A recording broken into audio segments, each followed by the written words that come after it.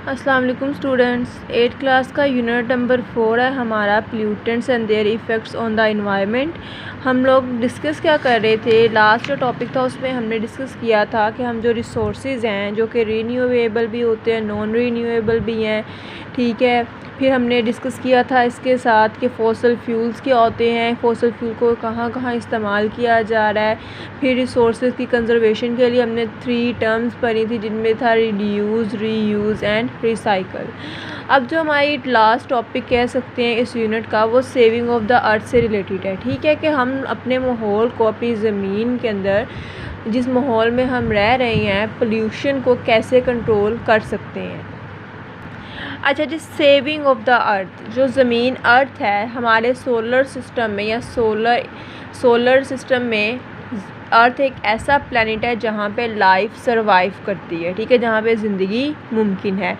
अब क्या हो रहा है कि डेली रूटीन को अगर हम अपने ऑब्जर्वेशन में रखें तो हम पोल्यूटेंट्स खारिज कर रहे हैं अपने माहौल में। यही पोल्यूटेंट्स हमारे लिए हार्मफुल हैं, नुकसानदायक है, ठीक है। क्या करते हैं कि बहुत ज़्यादा चीज़ें हम इस्तेमाल करें, ऑयल पेट्रोल का इस्तेमाल ज़्यादा कर रहे हैं, उनके जलाने की वजह से धुआं पैदा होता है। यही धुआं क्या करता है, हमारी फ़िज़ा को आलूदा कर रहा है। अब सबसे पहले तो ये है कि हमने सॉलिड वेस्ट की मैनेजमेंट करनी है, ठीक है। कि जो सॉलिड वेस्ट है उसको हम कैसे मैनेज करेंगे, इसके ज़रिए से क्या होगा कि जो पोल्यूशन है वो कुछ हद तक कंट्रोल हो सकती है। सॉलिड वेस्ट में सबसे पहले आपने देखेंगे प्लास्टिक आ रही है, ग्लास आ रहा है, हमारे पास डोमेस्टिक ट्रैश यानी कि घरेलू जो कूड़ा करकट हो गया, एग्रीकल्चर वेस्ट यानी कि जो स्प्रेज हम यूज़ करते हैं फसलों वगैरह में, वो भी एग्रीकल्चर वेस्ट में इंक्लूड होता है।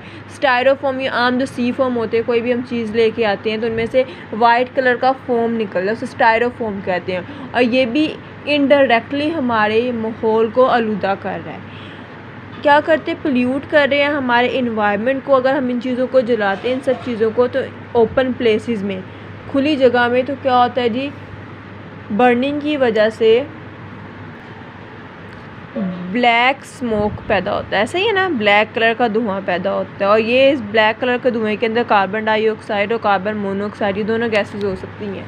और आप पिछले यूनिट में हमने पढ़ा था कि कार्बन डाइऑक्साइड कितनी ज़रूरी है, कार्बन मोनोऑक्साइड हमारे लिए नुकसानदेह, हम इस कंसंट्रेशन वाली एयर में सांस नहीं ले सकते, ठीक है। ये हमने पिछले यूनिट में डिस्कस किया था।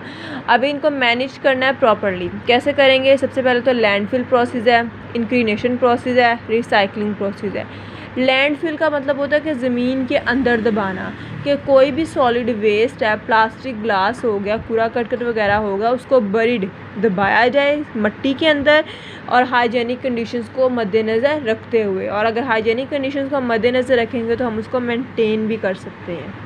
सेकंड है जो हमारा इंक्रीनेशन, इंसैनिरेशन भी कहते हैं। इंसैनिरेशन का मतलब होता है कि ज़्यादा दर्जा हरारत पर जलाना। अब सॉलिड वेस्ट को क्या किया जाता है, बर्न, जलाया जाए हाई टेम्परेचर पर, तो ये प्रोसेस किस में आ जाएगा, इंसैनिरेशंस में आ जाएगा। पाकिस्तान में कुछ ऐसे पावर प्लांट बनाए गए हैं जहाँ से बिजली पैदा की जा रही कूड़ा करकट को जला के। अब कूड़ा करकट के अंदर जितने भी ट्रैश वगैरह हो गया, घरों का होता है, प्लास्टिक, ग्लास वगैरह की बोतल्स, सब वटेवर जो भी है, अब उन चीज़ों को हाई टेम्परेचर में जलाया रहता है। इससे चलो एक फ़ायदा हो रहा है, हम बिजली तो हासिल कर सकते हैं, लेकिन दूसरा फ़ायदा क्या हो रहा है, पोल्यूशन हो रही है, ठीक है। पोल्यूशन डायरेक्टली हो रही है, लेकिन ये प्रोसेस जो है हार्मफुल है, ठीक है। इसे प्रॉपरली हम जो है सॉलिड वेस्ट को मैनेज नहीं कर सकते। थर्ड प्रोसेस हमारा रिसाइकलिंग है जी। मैंने आपको बताया था, पिछला टॉपिक ही था कि रिसाइकलिंग में क्या होता है कि सॉलिड ऑब्जेक्ट है, सबसे पहले उनको कलेक्ट किया जाता है, उनको साफ़ किया जाता है, उनको मेल्ट किया जाता है, मेल्ट करने के बाद उनको न्यू प्रोडक्ट्स के अंदर चेंज किया जाता है।